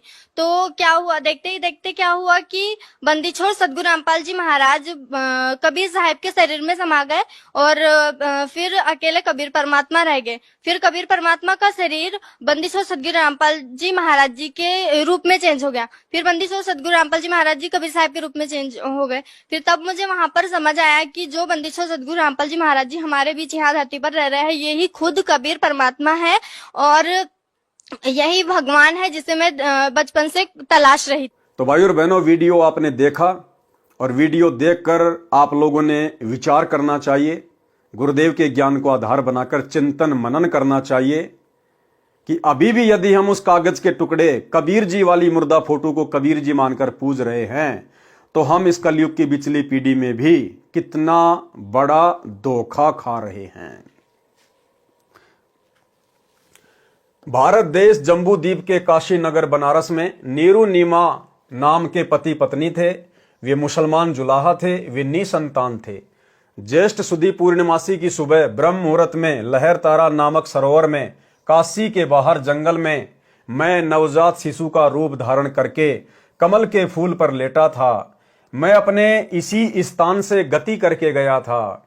नीरू जुलाहा तथा उसकी पत्नी प्रतिदिन उसी तालाब पर नहाने जाया करते थे। उस दिन मुझे बालक रूप में प्राप्त करके अत्यंत खुश हुए। मुझे अपने घर ले गए। मैंने 25 दिन तक कुछ भी आहार नहीं किया था। तब शिवजी एक साधु के वेश में उनके घर गए। वह सब मेरी ही प्रेरणा थी। शिव से मैंने कहा था कि मैं कंवारी गाय का दूध पीता हूं। तब नीरू एक बछिया लाया। शिव को मैंने शक्ति प्रदान की। उन्होंने बछिया की कमर पर अपना आशीर्वाद भरा हाथ रखा। कंवारी गाय ने दूध दिया, तब मैंने दूध पिया था। मैं प्रत्येक युग में ऐसी लीला करता हूं जब मैं शिशु रूप में प्रकट होता हूं, केवल उस समय जब यह परमात्मा शिशु रूप में प्रकट होता है। और भाई और बहनों, प्रत्येक युग की शुरुआत में सतयुग, त्रेता, द्वापर और कलयुग, प्रत्येक युग की शुरुआत में परमात्मा इस प्रकार की लीला करते हैं। क्यों करते हैं? क्योंकि वेदों में परमेश्वर की महिमा लिखी हुई है कि जब वो परमात्मा शिशु रूप में पृथ्वी पे प्रकट होता है, अपनी अच्छी आत्माओं को मिलता है, उनको ज्ञान उपदेश देता है, उस समय उस परमात्मा के परवरिश की लीला कंवारी गायों के दूध से होती है। तो वेदों में लिखी हुई अपनी महिमा को सत्य साबित करने के लिए परमेश्वर चारों युगों की शुरुआत में इस प्रकार की लीला करते हैं। अन्य ना जाने परमात्मा करोड़ों अरबों बार प्रकट हो चुके हैं, होते रहते हैं, होते रहेंगे। तो बार बार परमेश्वर को कंवारी गायों का दूध पीने की आवश्यकता नहीं पड़ती है। तब कंवारी गायों से मेरी परवरिश की लीला हुआ करती है। हे गरीबदास, चारों वेद मेरी महिमा का गुणगान करते हैं। वेद मेरा भेद है, मैं ना वेदन के माही, और जिस वेद से मैं मिलूं वह वेद जानते नहीं। कि भाई वेदों में केवल मेरी महिमा लिखी हुई है, मेरे बारे में बताया गया है, परमात्मा कौन है, कैसा है, कहां रहता है, उसका नाम क्या है, लेकिन वेदों में परमेश्वर के प्राप्त करने की विधि नहीं लिखी हुई है। वेद मेरा भेद है, मैं ना वेदन के माही, और जिस वेद से मैं मिलूं वो वेद जानते नहीं। कौन सा वेद? 5वां वेद, सूक्ष्म वेद। उस सूक्ष्म वेद में परमेश्वर प्राप्ति की कंप्लीट विधि लिखी हुई है, लेकिन उस सूक्ष्म वेद को आम व्यक्ति नहीं पढ़ सकता, उन वाणियों का अनुवाद नहीं कर सकता, खुलासा नहीं कर सकता। उस पांचवें वेद सूक्ष्म वेद का ज्ञान देने के लिए उस कबीर परमेश्वर को स्वयं ही धरती पर सतगुरु रूप में आना पड़ता है और वे स्वयं ही सूक्ष्म वेद का खुलासा करते हैं। ऋग्वेद मंडल 9 सूक्त 1 मंत्र 9 में लिखा है कि जब परमेश्वर शिशु रूप में पृथ्वी पर प्रकट होते हैं तो उनकी परवरिश की लीला कंवारी गायों द्वारा होती है। मैं सतयुग में सतसुकृत नाम से प्रकट हुआ था, त्रेता युग में मुनिंद्र नाम से तथा द्वापर में करुणामय नाम से, और संवत 1455 ज्येष्ठ सुधी पूर्णमासी को मैं कलयुग में कबीर नाम से प्रकट व प्रसिद्ध हुआ था। ये सब प्रसंग सुनकर संत गरीबदास जी ने कहा कि परवरदिगार, ये ज्ञान मुझे कैसे याद रहेगा। तब परमेश्वर जी ने बालक गरीबदास जी को आशीर्वाद दिया और कहा कि मैंने तेरा ज्ञान योग खोल दिया है, अध्यात्म ज्ञान तेरे अंतःकरण में डाल दिया है। अब आप असंख्य युगों के पहले से लेकर वर्तमान तथा भविष्य का ज्ञान भी याद रखोगे। दूसरी ओर नीचे पृथ्वी पर शाम के 3 बजे के आसपास अन्य गवालों चरावाहों को याद आया कि गरीबदास नहीं है, लाओ उठाकर। तब एक पाली गया, उसने दूर से आवाज लगाई कि हे गरीबदास आजा, गायों के सामने खड़ा होकर अपनी बारी कर, हम बहुत देर से खड़े हैं। भगत गरीबदास जी नहीं बोले और ना उठे, क्योंकि पृथ्वी पर तो केवल शरीर था, जीव आत्मा तो ऊपर के मंडलों की सैर कर रही थी। उस पाली ने निकट जाकर हाथ से शरीर को हिलाया तो शरीर जमीन पर गिर गया। पहले सुखासन पर स्थिर था। गवाले ने देखा तो बालक गरीबदास जी को मृत पाया। उसने शोर मचाया, अन्य गवाले दौड़े आए। उनमें से एक गांव छुडानी की ओर दौड़ा। छुडानी गांव से गांव कबलाना के रास्ते पर वह जांडी का वृक्ष था, जिसके नीचे परमेश्वर जी जिंदा रूप में गरीबदास जी तथा अन्य पालियों के साथ बैठे थे। गांव कबलाना की सीमा के साथ वह खेत सटा हुआ था जो छुडानी गांव का है, जो गरीबदास जी का अपना ही खेत था। वह स्थान गांव छुडानी से 1.5 किलोमीटर दूर है। गांव छुडानी में जाकर उस पाली ने गरीबदास जी के पिता, माता, नाना, नानी को सब हाल बताया कि एक बाबा ने कंवारी गाय का दूध जादू जंत्र करके निकाला। वह दूध हमने तो पिया नहीं, बालक गरीबदास जी ने पी लिया। हमने अभी देखा तो वह मर चुका है। बच्चे के शव को चिता पर रखकर अंतिम संस्कार की तैयारी कर दी। उसी समय परमेश्वर जी ने कहा, हे गरीबदास आप नीचे जाओ, आपके शरीर को नष्ट करने जा रहे हैं। संत गरीबदास जी ने नीचे देखा तो ये पृथ्वी लोक सत्य लोक की तुलना में नरक लोक के समान दिखाई दे रहा था। संत गरीबदास जी ने कहा, हे प्रभु मुझे नीचे मत भेजो, यहीं पर रख लो। और एक सत्संग में भाइयों और बहनों पूज्य गुरुदेव जी ने बताया, सतलोक की तुलना इस गंदे पृथ्वी लोक से की कि एक सूअर वो सारा दिन क्या करता है, गंदी नाली में नाक रगड़ता रहता है, बिष्टा खाता है। और उस सूअर की आत्मा को यदि एक दिन के लिए किसी राष्ट्रपति या प्रधानमंत्री के शरीर में प्रवेश करा दिया जाए और सारा दिन वो क्या क्या सुख भोगेगा, 5 स्टार होटल में खाना खाएगा, एरोप्लेन में यात्रा करेगा, दुनिया भर की सिक्योरिटी होगी, दुनिया भर के नौकर होंगे, और शाम को उसे कहा जाए कि हे जीवात्मा अब आप राष्ट्रपति के शरीर को त्याग कर वापस अपने सूअर वाले शरीर में जाएं, तो भाई और बहनों क्या वो आत्मा वापस सूअर के शरीर में जाने को सहर्ष तैयार हो जाएगी? 100 बार हाथ जोड़ेगी, विनती करेगी कि हे प्रभु मुझे तो इसी के शरीर में रख लो, मुझे तो यहीं रख लो। हे प्रभु जो आनंद यहां है वहां तो सौपन में भी नहीं है। तो भाई और बहनों इसी प्रकार गरीबदास जी के माध्यम से परमेश्वर आप और हमें समझा रहे हैं कि हम जिस गंदे लोक में यहाँ के सुखों को सुख मान के और बिल्कुल स्थिर होके बैठे हैं, सतलोक की तुलना में तो नरक लोक है, नरक गंदगी का ढेर।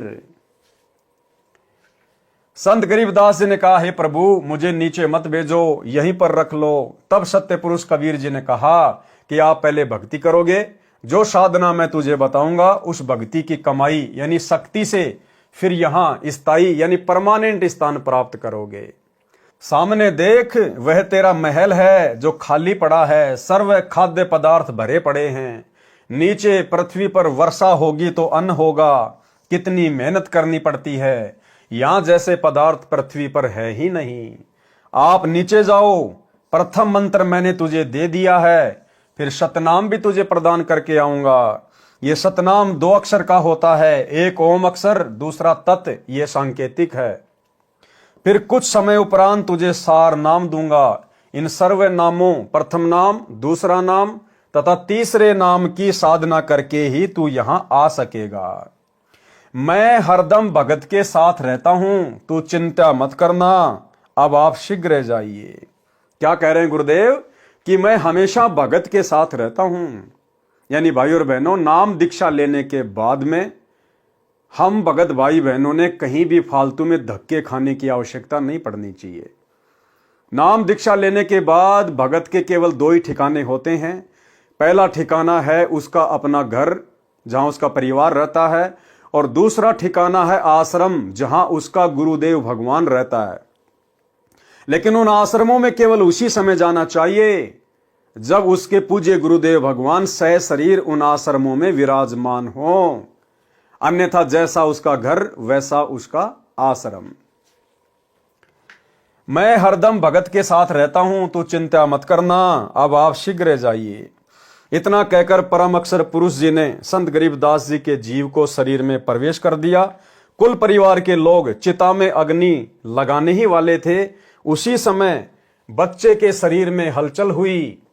शव को रस्से से बांध कर ले जाते हैं, वह रस्सा भी अपने आप टूट गया। संत गरीबदास जी उठकर बैठ गए, चिता से नीचे उतरकर खड़े हो गए। उपस्थित गांव के व परिवार के व्यक्तियों की खुशी का ठिकाना नहीं रहा। बालक गरीबदास ऊपर को आंखें करके परमात्मा को देख रहा था तथा जो अमृत ज्ञान परमेश्वर जी ने उनके अंतःकरण में डाला था वह अमृतवाणी दोहों व चौपाइयों तथा शब्दों के रूप में बोलने लगा। गांव वालों को उस अमृतवाणी का ज्ञान नहीं था, इसलिए उन्होंने सोचा कि बच्चे को बाबा ने फटकार मार दी, जिस कारण से बड़बड़ा रहा है, कुछ का कुछ बोल रहा है। परंतु परमात्मा का सौ शुक्र मना रहे थे कि लड़की का लड़का जीवित हो गया। पागल है तो भी लड़की रानी देवी अपना दिल रोककर खुश रहेगी। ये समझकर महापुरुष गरीबदास जी को पागल गांव की भाषा में बावड़िया कहने लगे। इस घटना के 3 साल के पश्चात एक गोपाल दास संत गांव छुडानी में आया, जो संत दादू दास जी के पंथ से दीक्षित था। वह संतों की वाणी को समझता था, उसके महत्व को जानता था। वह वैश्य जाति से था, यानी बनिया जाति से था। संत वेशभूषा में रहता था। बनिए के घर जन्म होने के कारण कुछ पढ़ा लिखा भी था। घर त्याग कर संन्यास ले रखा था। अधिकतर भ्रमण करता रहता था।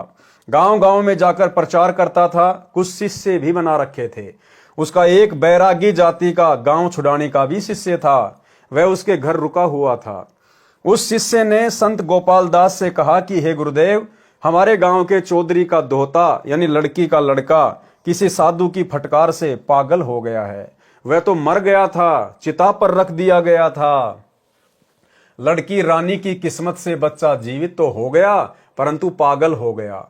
सब जगह झाड़ फूंक करने वालों से भी इलाज करा लिया। अन्य दवाई पागलपन दूर करने की भी बहुत खिला ली, लेकिन कोई राहत नहीं मिली। उस शिष्य ने वह सर्व घटना भी बताई जो कंवारी गाय का दूध निकलवाकर बच्चे गरीबदास को पिलाने की घटित हुई थी। फिर उसने कहा कि कहते हैं कि संत की विद्या को संत ही काट सकता है, कुछ कृपया करो गुरुदेव। संत गोपाल दास जी ने कहा कि बुलाओ उस लड़के को। शिष्य ने चौधरी शिवलाल जी से कहा कि मेरे घर पर एक बाबा जी आया है, मैंने उसको आपके दोते गरीबदास के बारे में बताया है। बाबा जी ने कहा है कि एक बार बुलाओ, ठीक हो जाएगा, एक बार दिखा लो। अब तो गांव में ही बाबा आया है, बहुत पहुंचा हुआ संत है। शिवलाल जी के साथ गांव के कई अन्य व्यक्ति भी बाबा के पास गए। साथ में बच्चे गरीबदास जी को भी ले गए। संत गोपाल दास जी ने बालक गरीबदास जी से प्रश्न किया कि बेटा, वह कौन बाबा था जिसने तेरा जीवन बर्बाद कर दिया? प्रिय पाठकों को यहाँ पर यह बताना अनिवार्य है कि संत गोपाल दास जी संत दादू दास जी के पंथ से दीक्षित थे। संत दादू जी को भी संत गरीबदास जी की तरह 7 वर्ष की आयु, एक पुस्तक में 11 वर्ष की आयु में जिंदा बाबा मिला लिखा है। हमने ज्ञान समझना है, व्यर्थ के तर्क वितर्क में नहीं पड़ना है। जिंदा बाबा के वेश में परमेश्वर कबीर जी मिले थे। संत दादू जी को भी परमेश्वर शरीर से निकालकर सतलोक लेकर गए थे। संत दादू जी 3 दिन रात अचेत अवस्था में रहे थे। तीसरे दिन वापस सचेत हुए तो कहा था कि मैं परमेश्वर कबीर जी के साथ अमर लोक गया था। वह आलम बड़ा कबीर है, वह सबको रचने वाला है, सर्व सृष्टि का रचनहार है। कहा कि जिन मोकू निज नाम दिया सोए सतगुरु हमारे, दादू दूसरा कोई नहीं कबीर सिरजनहार। दादू नाम कबीर की जय कोई ले वह ओट, उनको कबू लागे नहीं काल बजर की चोट। अब ही तेरी सब मिटे काल कर्म की पीर, श्वास उसास सुमर ले दादू नाम कबीर। केहरी नाम कबीर का विषम काल गजराज, दादू भजन परताप से भाग सुनत आवाज। इस प्रकार दादू जी के ग्रंथ में वाणी लिखी है। गोपाल दास इस बात को जानता था कि दादू जी को बूढ़ा बाबा के रूप में परमात्मा मिला था। दादू जी मुसलमान तेली था, इसलिए मुसलमान समाज कबीर का अर्थ बड़ा करता है, जिस कारण से काशी वाले जुलाहे कबीर को नहीं मानते। दादू पंथी कहते हैं कि कबीर का अर्थ बड़ा भगवान, अल्लाहु कबीर, अल्लाह अकबीर है। इसी प्रकार श्री नानक देव जी सुल्तानपुर शहर के पास बह रही बेई नदी में स्नान करने गए। परमात्मा जिंदा बाबा के रूप में उस समय मिले थे। उनको भी 3 दिन तक अपने साथ रखा था। सचखंड यानी सतलोक लेकर गए थे, फिर वापस छोड़ा था। एक अब्राहिम सुल्तान अधम नाम का बलक बुखारे शहर का राजा था, इराक देश का रहने वाला था। उसको भी परमात्मा जिंदा बाबा के रूप में मिले थे। उसका भी उद्धार कबीर परमेश्वर जी ने किया था। संत गोपाल दास ने बच्चे गरीबदास जी से प्रश्न किया था कि तेरे को कौन बाबा मिला था जिसने तेरा जीवन बर्बाद कर दिया। संत गरीबदास जी ने उत्तर दिया था कि हे महात्मा जी, जो बाबा मुझे मिला था उसने मेरा कल्याण कर दिया, मेरे जीवन को आबाद कर दिया। वह पूर्ण परमात्मा है। गरीब हम सुल्तानी नानक तारे दादू को उपदेश दिया, जात जुलाहा भेद न पाया काशी माहे कबीर हुआ। गरीब अनंत कोटि ब्रह्मांड का एक रति नहीं भार, सतगुरु पुरुष कबीर हैं कुल के सिरजनहार। गरीब सब पदवी के मूल हैं सकल सिद्धि हैं तीर, दास गरीब सतपुरुष भजो अविगत कला कबीर।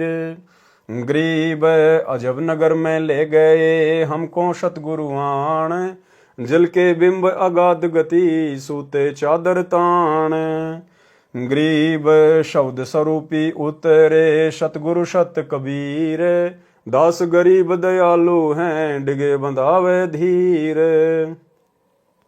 गरीब अलल पंख अनुराग है सुन मंडल रे थीर, दास गरीब उधारिया सतगुरु मिले कबीर।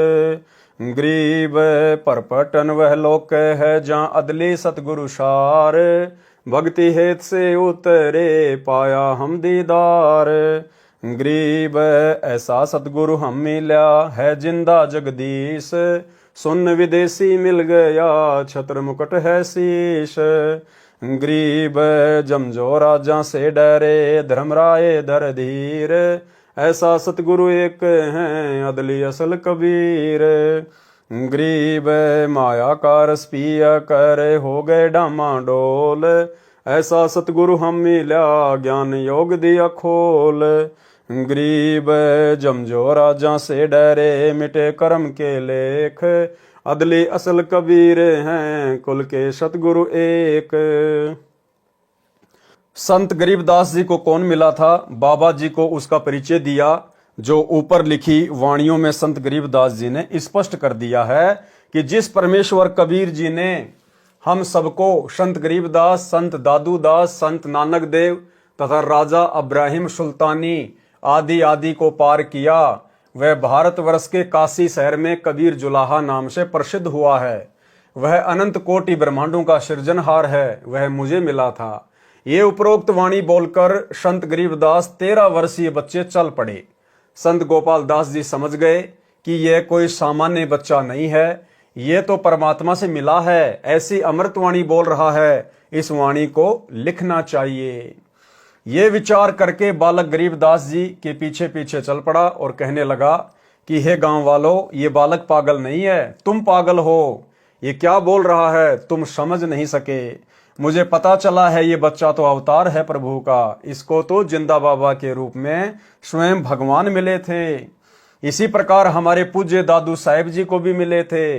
दादू जी की सब वाणियां लिखी नहीं गई थी। अब इस बच्चे से सर्व वाणी लिखवाऊंगा, मैं खुद लिखूंगा। ये वाणी कलयुग में अनेकों जीवों का कल्याण करेगी।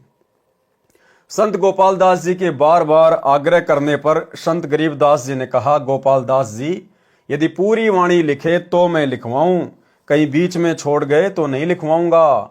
संत गोपाल दास जी ने कहा, महाराज जी, मैं तो घर से निकल चुका हूं परमार्थ और कल्याण कराने के लिए।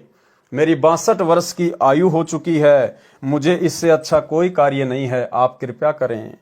तब संत गरीबदास जी तथा संत गोपाल दास जी बेरी के बाग में एक जांडी के नीचे बैठकर वाणी को लिखवाने लगे। वह बेरी का बाग संत गरीबदास जी का अपना ही था। उस समय छुडानी गांव के आसपास रेतीला क्षेत्र था, जैसे राजस्थान में है। वहां पर जांडी के वृक्ष अधिक होते थे, उनकी छाया का ही प्रयोग अधिक किया जाता था।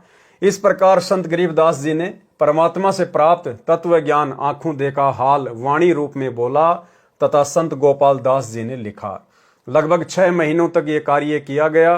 फिर जब जब किसी से वार्ता होती तो संत गरीबदास जी वाणी बोला करते थे, तो अन्य व्यक्ति भी लिख लिया करते थे, जिन सबको मिलाकर एक ग्रंथ रूप में हाथ से लिखा गया है। संत गरीबदास जी के समय से ही इस ग्रंथ का पाठ करना प्रारंभ हो गया था। अब देखो भाई और बहनों, क्या कह रहे हैं परमात्मा कि संत गरीबदास जी के समय से ही, यानी लगभग 300 वर्ष पहले ही इस अमर ग्रंथ का पाठ शुरू हो चुका था। लेकिन आज तक कोई भी संत, साधु, महात्मा, भगत, चाहे वो गरीबदास पंथ से संबंधित हों, आज तक इस सदग्रंथ साहिब का खुलासा नहीं कर पाया, इन वाणियों का अनुवाद नहीं कर पाया। केवल पाठ ही करते रहे, वाणियां ही बोलते रहे, लेकिन अनुवाद आज तक कोई नहीं कर पाया, क्योंकि अनुवाद तो स्वयं लिखने वाले ने ही करना था। अनुवाद तो स्वयं पूर्ण ब्रह्म परमेश्वर कबीर देव ने ही करना था। तो लिखने वाला भी गरीबदास जी के रूप में स्वयं कबीर परमात्मा ही था। और वर्तमान में जो इस अमर ग्रंथ का सरलार्थ सन 1994 से कर रहे हैं, जिसमें पूरे विश्व की सभी भाषाओं का समावेश है, इस अमर ग्रंथ को अमर पुरुष ही खोल कर बता सकता है। तो वे अमर पुरुष आज स्वयं धरती पर 8 सितंबर 1951 से सतगुरु रामपाल जी के रूप में प्रकट हैं, और जिन्होंने अपनी वाणी के अनुसार कि जब आवे 5500 पांचा तब ये वचन मेरा होगा साचा, 5000 और 500 जब कलयुग बीत जाए, महापुरुष फरमान तब जग तारन को आए। सन 1994 में सतगुरु रामपाल जी परमेश्वर जी ने अपने यथार्थ 13वें कबीर पंथ की शुरुआत की, और परमेश्वर जी ने शुरुआती समय में सन 2000 तक केवल आदरणीय गरीबदास जी महाराज जी के सदग्रंथ साहिब का ही खुलासा किया है। जब आप जिंद सत्संग 1997 में, रोहतक सत्संग, काठमंडी सत्संग, जब आप ये सुनेंगे तो आपको पता चलेगा कि सन 1994 से लेकर सन 2000 तक सतगुरु रामपाल जी परमेश्वर जी ने आदरणीय गरीबदास जी महाराज जी के सदग्रंथ को आधार बनाकर ही सत्संग किए थे। संत गरीबदास जी के समय से ही इस ग्रंथ का पाठ करना प्रारंभ हो गया था। इसको कुछ वर्षों पूर्व टाइप करवाया गया था। इसके अतिरिक्त परमेश्वर कबीर जी ने जो सूक्ष्म वेद अपने मुख कमल से बोला था, उस अमृत सागर कबीर सागर से निकालकर कुछ अमृतवाणी ग्रंथ के अंत में लिखी हैं। इस पवित्र अमृतवाणी की पुस्तक को अमर ग्रंथ नाम दिया है। इस अमृतवाणी का अब सरलार्थ प्रारंभ किया जाता है। लेखक तथा सरलार्थकर्ता संत रामपाल दास, सतलोक आश्रम, टोहाना रोड, बरवाला, जिला हिसार, हरियाणा। तो भाई और बहनों, पवित्र ग्रंथ मुक्ति बोध के सरलार्थ पर आज केवल हम इतना ही लेंगे और कल रात्रि 8 बजे सभी भाई बहन एक बार फिर से दास के Facebook page Pawan Das is live के ऊपर लाइव जुड़िए। इसके आगे के पार्ट में परमेश्वर ने क्या कुछ आप और हम सभी भगत भाई बहनों के लिए लिखा है, उसको हम कल के वीडियो में जानेंगे, देखेंगे, समझेंगे। परमेश्वर हम सब पर इसी प्रकार से दया बना के रखें, हम सबको परमेश्वर समय दें। तो आज के वीडियो में केवल इतना ही। गुरुदेव हमें आज्ञा दें, इजाजत दें, आशीर्वाद दें। बंदी छोड़ सतगुरु रामपाल जी भगवान की जय हो।